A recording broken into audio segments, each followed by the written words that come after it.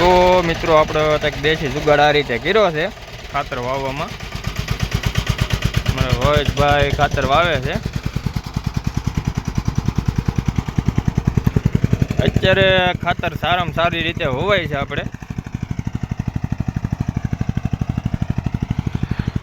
Table બેબલ માંડીને ત્યાં આવી રીતે જુગાડ બનાવ્યો છે આપણે.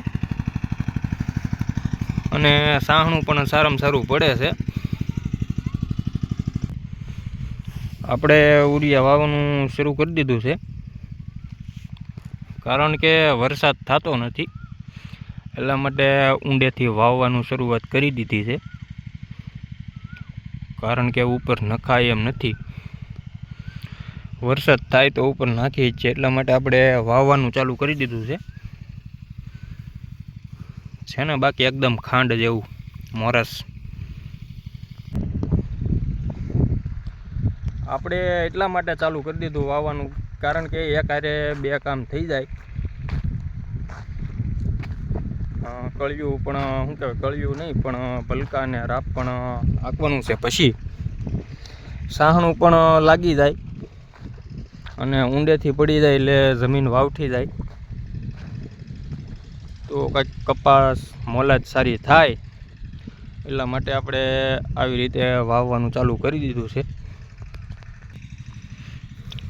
તો ખેડૂત મિત્ર, યુરિયા શું કામ આપે કપાસમાં,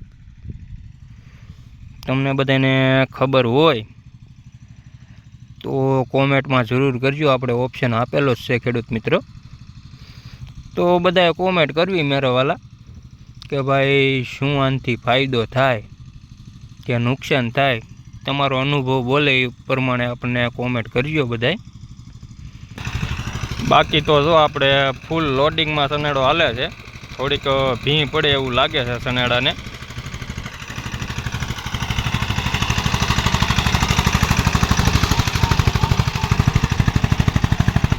અમારે ટેબલ માથે બેહીને વાવવાનું એટલે સિંહાસન ગોઠવી દીધું છે હારામાં હારું. કેમ આપણો જુગાડ બાકી ખાતર વાવવાવાળાને ઉતરવું પણ નથી પડતું. સારી રીતે ખાતર હોવાઈ જાય છે. આપણે પહેલું વહેલું મુહૂર્ત 6 વીઘામાં કર્યું છે. હજી તો ખાલી મુહૂર્ત જ કર્યું છે, 2-3 દાવડા હેલા છે. બાકી તો હજી ઘણું હાંકવાનું છે આપણે. આ 6 વીઘા છે, આ 8 વીઘા છે, એની બાજુમાં 6 વીઘા છે અને એની ઓલી બાજુમાં 18 વીઘા જેવું છે. એટલે ટોટલ 40 વીઘા જેવું ખાતર વાવવાનું છે આપણે. તો ખેડૂત મિત્રો, આપણે શું કહેવાય,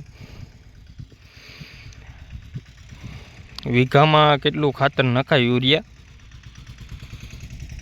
તમારી ગણતરી હોય એટલું કહેજો. બધા કોમેન્ટ કરજો કે વીઘે કેટલું હોવાય યુરિયા ખાતર. તો મિત્રો, આપણો જુગાડ કેવો લાગ્યો ને એ જરાક કોમેન્ટમાં કરજો કે આપણો દેશી જુગાડ કેવો લાગ્યો સનેડામાં.